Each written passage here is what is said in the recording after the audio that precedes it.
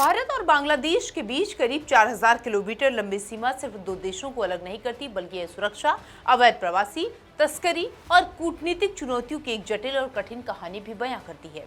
और यही वजह है कि इसी महीने में एक बार फिर से यह सीमा सुर्खियों में आ गई, जब पश्चिम बंगाल से सटी सीमा के कई जीरो पॉइंट्स पर फंसे करीब 40 बांग्लादेशी नागरिक अचानक रातों रात गायब हो गए। इसके साथ ही कई दिनों से चला रहा सीमा गतिरोध भी समाप्त हो गया।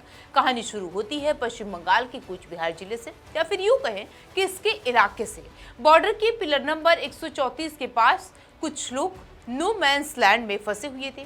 भारत की सीमा सुरक्षा बल यानी बीएसएफ और बांग्लादेश की सीमा सुरक्षा एजेंसी यानी बीजीबी आमने सामने थी। दोनों पक्षों के अपने अपने दावे थे। बांग्लादेश की ओर से आरोप लगाया गया कि भारत लोगों को सीमा पार भेजने की कोशिश कर रहा है, जबकि भारत का कहना है कि अवैध रूप से भारत में रह रहे लोगों की आइडेंटिफिकेशन और वेरिफिकेशन की प्रक्रिया चल रही है। सीमा पर तनाव इतना बढ़ गया है कि दोनों देशों की सुरक्षा एजेंसियों के बीच बहस और आरोप प्रत्यारोप शुरू हो गए हैं।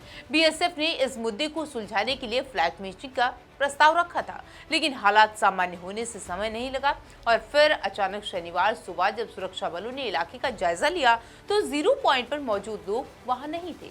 कुछ घंटों पहले तक जो स्थान तनाव का केंद्र बना हुआ था वह पूरी तरह खाली दिखाई दिया।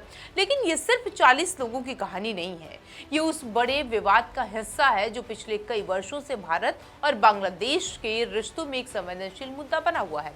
अवैध प्रवासन, भारत का कहना है कि उसके ऐसे हजारों लोगों के रिकॉर्ड्स हैं जिनके बारे में आशंका है कि वो बांग्लादेशी नागरिक हैं और अवैध रूप से भारत में रह रहे हैं।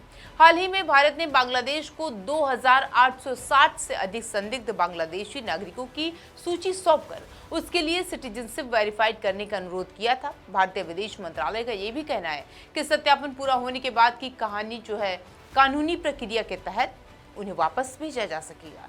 दूसरी ओर बांग्लादेश का कहना है कि किसी भी नागरिक को स्वीकार करने से पहले उसकी पहचान पूरी तरीके से पुष्टि होनी चाहिए। ढाका ने कई बार ऐसा कहा है कि यदि कोई व्यक्ति वास्तव में बांग्लादेशी है तो उसे लीगल प्रोसेस के तहत ही वापस भेजा जाएगा, न कि सीमा पर छोड़ दिया जाएगा। सीमा पर बढ़ते तनाव के पीछे राजनीतिक परिस्थितियां भी महत्वपूर्ण भूमिका निभा रही हैं।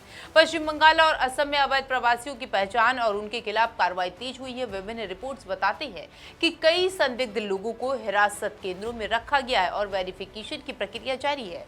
इसी दौरान सीमा क्षेत्र में लोगों की आवाजाही बढ़ी है, जिससे सुरक्षा एजेंसियों की सतर्कता भी बढ़ गई है। भारत बांग्लादेश की सीमा दुनिया की सबसे बिजी और संवेदनशील सीमाओं में से एक मानी जाती है।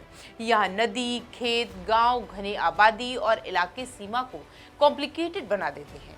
यही वजह है कि अवैध घुसपैठ, तस्करी, मानव तस्करी जैसी चुनौतियां लगातार बनी रहती हैं। दोनों देशों की सुरक्षा एजेंसियां नियमित रूप से संयुक्त बैठकें और कोऑर्डिनेशन कर रही हैं, लेकिन जमीन पर हालात हमेशा आसान नहीं होते हैं। इस पूरे घटनाक्रम ने एक बार फिर से ये सवाल खड़ा कर दिया है कि अवैध प्रवासन की समस्या का स्थायी समाधान क्या है। क्या केवल सीमा पर कड़ी निगरानी ही पर्याप्त है, या नागरिकता सत्यापन की प्रक्रिया को तेज करना होगा, या फिर दोनों देशों को मिलकर ऐसा तंत्र विकसित करना होगा जिससे किसी भी व्यक्ति की पहचान और वापसी अंतर्राष्ट्रीय मानकों के अनुसार हो सके। फिलहाल सीमा पर तनाव कम जरूर हुआ है, लेकिन विवाद खत्म नहीं हुआ है। 40 लोगों का अचानक गायब हो जाना एक घटना भर नहीं हो सकता है, लेकिन इसके पीछे छिपे सवाल कई हैं। भारत अपनी सुरक्षा और अवैध प्रवासन को लेकर सख्त रुख अपना दिखा चुका है, जबकि बांग्लादेश नागरिकता सत्यापन और कानूनी प्रक्रिया पर जोर दे रहा है। ऐसे में आने वाले दिनों में दोनों देशों के बीच में होने वाली उच्च स्तरीय वार्ताओं पर सबकी निगाहें टिकी हुई हैं, क्योंकि सीमा पर शांति और समाधान का रास्ता आखिरकार बातचीत और सहयोग से ही निकलेगा।